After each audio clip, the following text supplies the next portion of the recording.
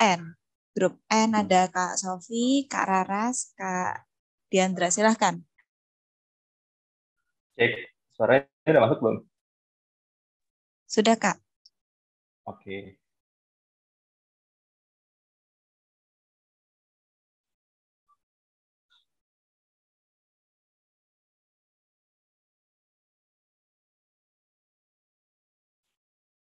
Oke, selamat pagi teman-teman. Assalamualaikum warahmatullahi wabarakatuh.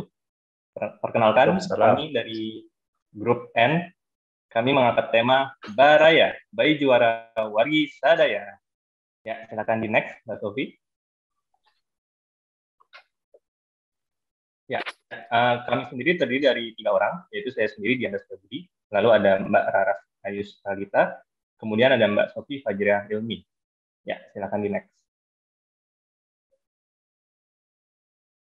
Kita mulai dari problem. Pemerintah daerah Jawa Barat merasa kesulitan untuk memetakan kondisi bayi di Jawa Barat berdasarkan urutan prioritas, yaitu daerah mana saja yang perlu menjadi fokus peningkatan kondisi dan gizi bayi, kemudian penanganan secara preventif dan korektif yang perlu dilakukan di tiap-tiap daerah dengan berfokus pada faktor-faktor yang mempengaruhi terhadap kondisi kesehatan bayi. Ya, next. Nah, how might we atau objektif yang kita coba solusikan adalah memberikan dashboard yang berisi insight berupa ranking atau pengurutan suatu daerah dengan kondisi bayi balita ideal berdasarkan pertama, persebaran gizi buruk bayi di Jawa Barat, kedua, persebaran indeks kesehatan masyarakat di Jawa Barat, ketiga, persebaran pernikahan dini di Jawa Barat, dan keempat atau terakhir, ketersediaan layanan kesehatan berupa posyandu, puskesmas, dan balai pengobatan di daerah tersebut. Next. Nah, kita ada sedikit trivia. Apa sih itu bayi juara atau kenapa sih harus bayi juara? Jadi, bayi juara itu adalah sebuah insight yang menggambarkan kondisi bayi yang dipengaruhi oleh beberapa faktor yang sudah kita sebutkan sebelumnya, yaitu satu, persebaran gizi buruk bayi, kedua, jumlah pernikahan dini, ketiga, indeks kesehatan masyarakat, dan terakhir, ketersediaan layanan kesehatan. Dan kenapa harus bayi juara? Ini merupakan tools screening pertama untuk pencegahan kondisi stunting di masa depan. Lalu berikutnya adalah mengoptimalkan aspek-aspek tumbuh kembang anak di daerah Jawa Barat sendiri. Next. Nah, step by step yang kita lakukan pertama kali adalah kita merancang PRD, lalu kemudian membuat user flow, dan terakhir adalah membuat prototype melalui eksplorasi data analisis. Lanjut. Ya, persona yang kita coba sasar di sini ada kepala daerah, yaitu gubernur, wali kota, bupati, kepala desa, kemudian ada policy maker, DPRD, perangkat desa, PKK, lalu lembaga terkait di sini ada KUA yang menangani pernikahan dini, lalu dinas kesehatan dan dinas pendidikan. Lanjut.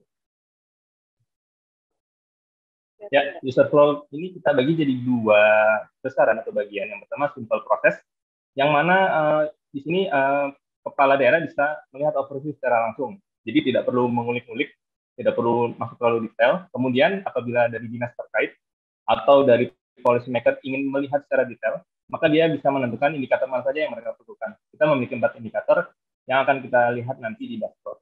Next. Ya, exploratory data analysis kita menggunakan metode sorting, ranking, dan pengelompokan ranking. Di sini dalam proses ini yang pertama sorting, prosesnya dilakukan alignment data diurutan berdasarkan tahun. Kemudian ranking sendiri setelah dilakukan cleaning, dilakukan perankingan. Perankingan ini menggunakan multiple decision making yang menghasilkan BJ score atau disingkat bayi juara score yang kita bentuk sendiri. Lalu pengelompokan ranking di sini, ranking yang diperoleh dikelompokkan berdasarkan kuartil. Lanjut. Ya, secara timeline, pertama kita melakukan PRD creation, kita menentukan problem definition, how might we, perita, dan user flow.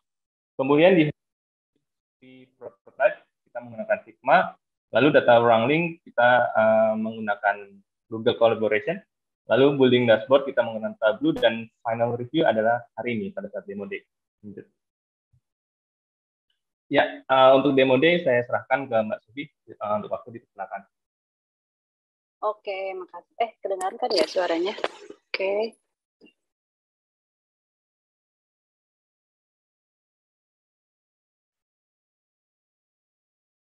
Oke.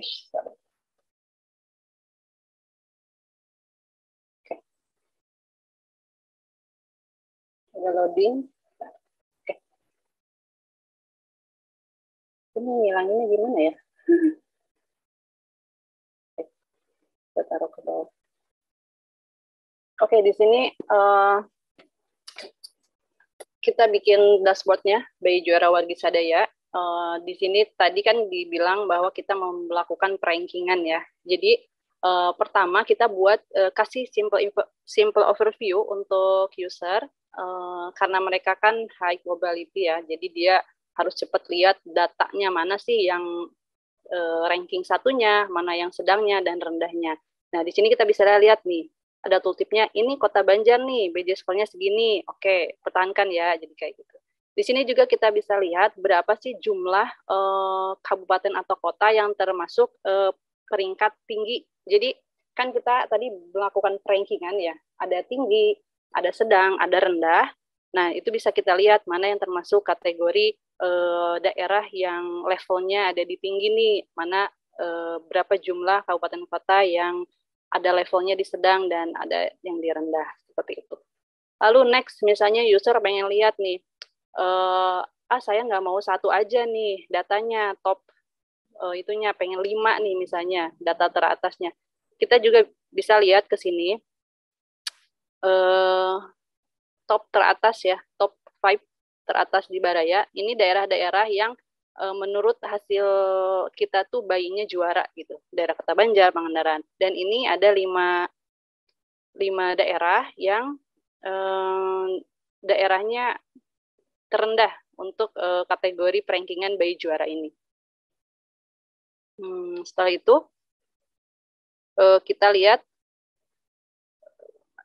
sini ada persebarannya dilihat dari warnanya. Ketika warnanya makin hijau itu berarti daerahnya memang bayinya juara gitu, rankingnya bagus, BJ skornya bagus. Semakin merah itu berarti lebih kecil nilai BJ skornya, dan ini jadi prioritas untuk ditangani ya oleh pemerintah. Nah, oke, misalnya user yang lain, misalnya yang sebagai eksekutor, mereka ingin tahu nih faktor-faktor apa aja sih yang mempengaruhi si bayi juara ini. Nah, di sini kita kan membuat ada 4 indikator yang kita buat sebagai variabel yang mempengaruhi bayi juara ini. Yang pertama, ada bayi bergizi buruk, ada pernikahan dini, dan indeks kesehatan dan layanan kesehatan. Misal, kita ingin lihat 5 daerah terendah Baraya ini ternyata ada Bogor, Cirebon, Tasikmalaya. Kita pilih nih, misalnya, oke lah, Tasikmalaya. Oke, misalnya 2 dulu ya. Misalnya kita pilih 2 ini. Nah, kita lihat, dia kan berada di low terendah ya, di bayi juaranya. Tapi kita ingin tahu indikator mana sih yang paling berpengaruh dan faktor yang mana yang harus segera kita tanganin. Kita lihat dulu nih, bergizi buruk misalnya. Lihat jumlah bayinya. Jumlah bayinya berada di atas mediannya. Berarti karena dia lebih besar dari mediannya, berarti ini kondisinya urgent nih, prioritas juga nih, karena jumlah bayi yang bergizi buruknya lebih dari mediannya. Lalu kita lihat ke pernikahan dini. Ternyata di Cirebon, pernikahan dininya hampir dikit, tidak terlalu jauh dari mediannya. Jadi di Cirebon penanganan pernikahan dininya ntar aja dulu deh, harusnya Tasik dulu. Walaupun Cirebon berada di perankingan indeks bayi juara yang terendah gitu kan. Terus kita lihat indeks kesehatannya, Cirebon dan Tasikmalaya. Ternyata nilainya dekat nih dengan median, indeks kesehatannya masih oke lah, ini nggak harus ditangani nih. Terus kita lihat layanan kesehatannya lebih besar dari mediannya. Layanan kesehatan makin besar, itu kan makin bagus ya, berarti jumlah total fasilitas kesehatannya bagus. Ya udah deh, layanan kesehatan nanti aja. Berarti kita harus tanganin dulu bayi bergizi buruk. Nah, nggak cuma sampai situ. Di sini juga kita bisa lihat pilihan rekomendasinya. Misal, ini kan rekomendasi 1 yang kita menit kasih. lagi ya, Kak. Oke, terima kasih. Nah, misal kita kasih rekomendasi ini untuk semuanya kan, karena kita pilih indikatornya. Nah, misal ada saya dari saya dari KUA nih, saya nggak perlulah yang lain ya, gizi buruk yang lain, saya lihat pernikahannya dini aja. Oke, kita kasih.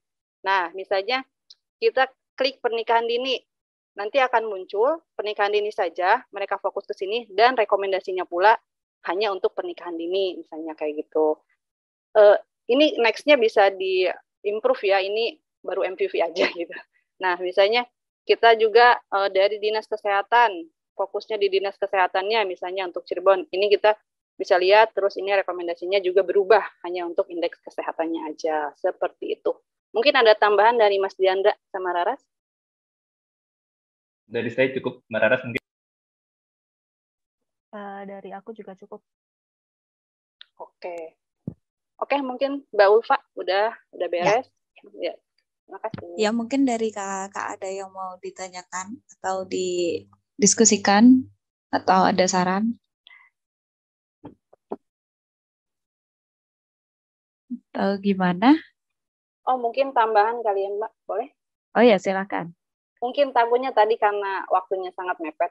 Jadi, ranking. Jadi, ini tuh ibarat kayak kita mau beli mobil. Kalau beli mobil, kita kan mikir-mikir nih indikator yang lain. Ada harga, ada kilometer mobilnya, ada kekuatan, apalagi ya, mobil tuh. Ada harga, kilometernya, terus misalnya bukan brand, yang lain misalnya.